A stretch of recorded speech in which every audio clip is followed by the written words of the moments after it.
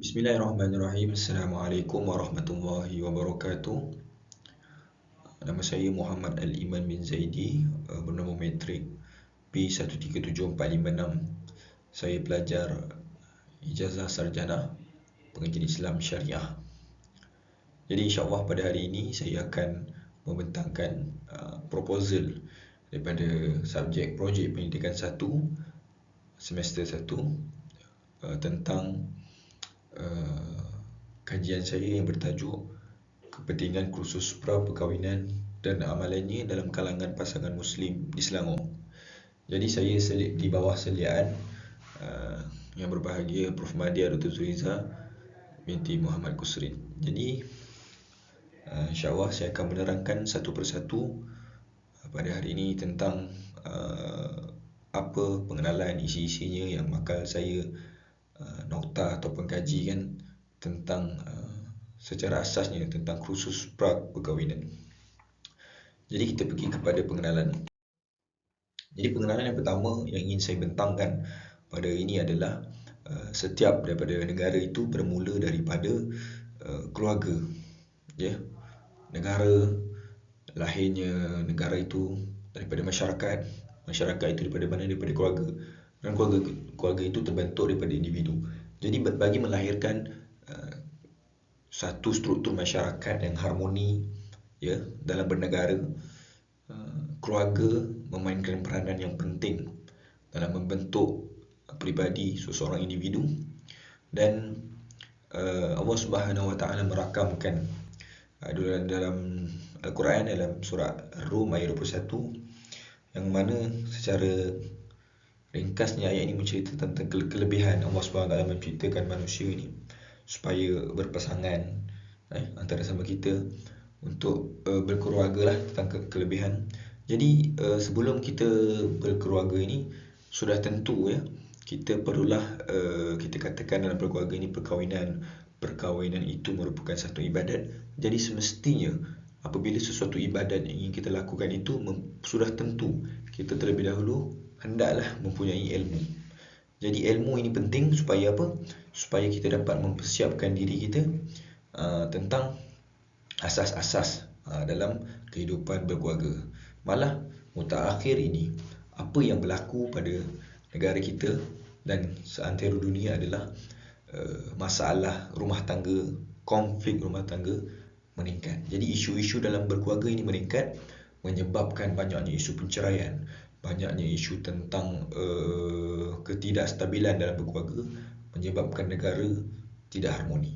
Jadi apa permasalahan yang ingin saya kaji dalam kajian kali ini? Jadi pengenalan sudah saya nyatakan tentang berkeluarga dan kepentingan ilmu dalam berkeluarga. Jadi nyataan masalah yang ingin saya bawakan dalam kajian kali ini adalah dua. Yang pertama adalah kadar perceraian dan konflik yang tinggi dalam isu rumah tangga itu, sedangkan mereka ataupun orang-orang yang sebelum berkahwin ini, mereka terlebih dahulu sudah menghadiri kursus pra-perkahwinan. Jadi ini yang menyebabkan kita rasa terpanggil untuk mengkaji apa sebenarnya masalah yang berlaku dalam berkeluarga ini, sedangkan mereka telah terlebih dahulu menghadiri asas-asas ataupun kursus perkahwinan. Apa perkara yang sepatutnya yang dipelajari kan. Dan yang kedua, trend perceraian ini meningkat lah. Ya, sudah pasti ya, kajian yang saya nyatakan di sini 2020 hingga 2023 trend meningkat, ya, sebanyak 43%. Dan yang ketiga adalah masyarakat kita lah, tentang kurang cakna tentang kepentingan kursus pra-perkahwinan, yang mana ada yang menganggap kursus pra-perkahwinan ini sebagai syarat saja. Okey, sebagai syarat untuk melepaskan mereka untuk berakad nikah. Tetapi isi kepentingannya masyarakat tak ambil cakna, dan apa sebenarnya ilmu patut mereka pelajari.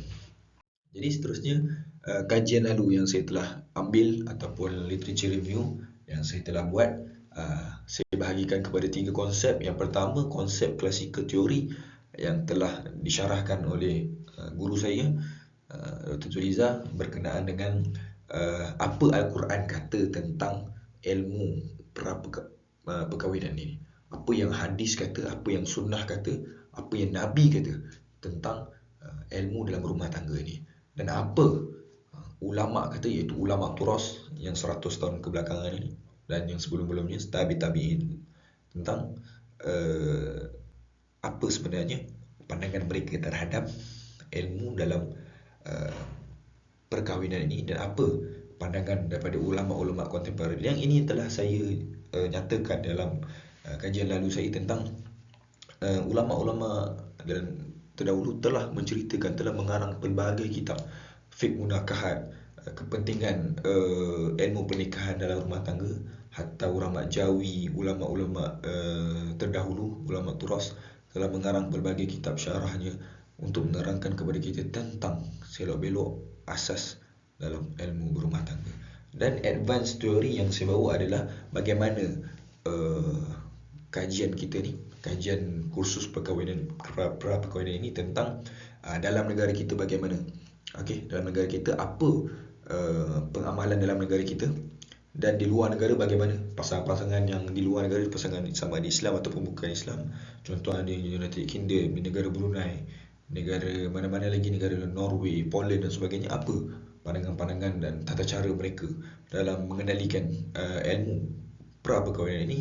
Dan kajian lalu yang saya lihat yang ketiga adalah bagaimana jurnal, artikel, kajian buku-buku tentang penulisan para akademia tentang pandangan mereka, kajian-kajian mereka tentang ilmu pra-perkahwinan ini. Kerana ilmu perkahwinan ini penting. Kalau tidak penting, tidaklah ulama terdahulu mengkaji, tidaklah ulama dulu mensyarahkan, tidaklah ulama dulu menulis kitab-kitab mereka tentang fiqh munakahat ini yang sangat panjang yang jika kita ingin bahas.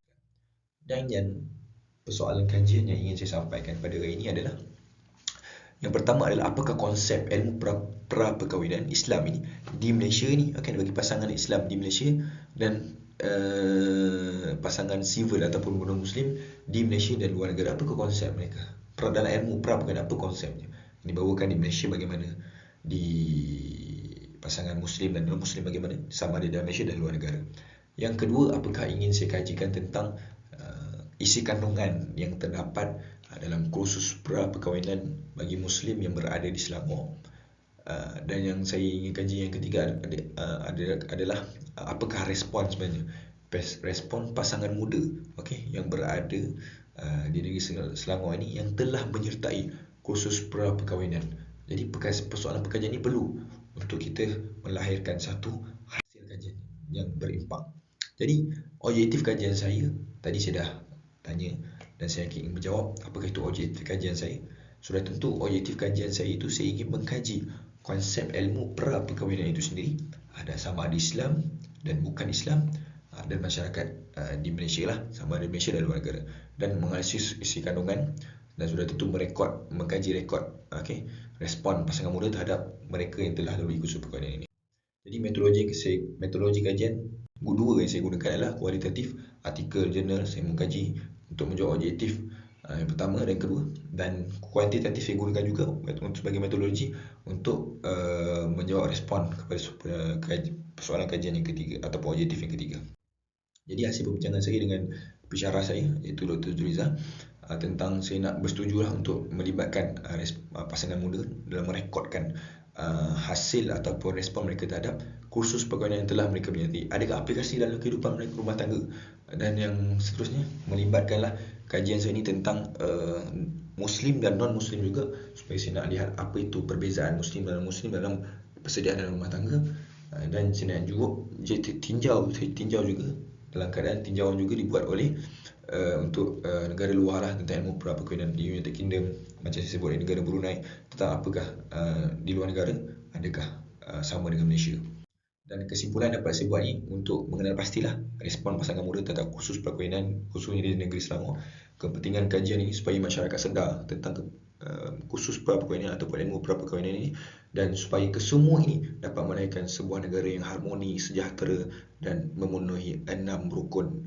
Daripada 6 rukun aspirasi negara madani itu iaitu menghormati, iaitu kesejahteraan dan kemampanan dalam bermasyarakat. Seterusnya saya berharap kajian ini dapat dibuat dengan baik oleh diri saya dan dibantu oleh pensyarah saya. Mudah-mudahan Allah Subhanahu Wa Taala merahmati kita semua dan kajian ini dapat berimpak kepada semua masyarakat. Assalamualaikum warahmatullahi wabarakatuh. Sekian, terima kasih.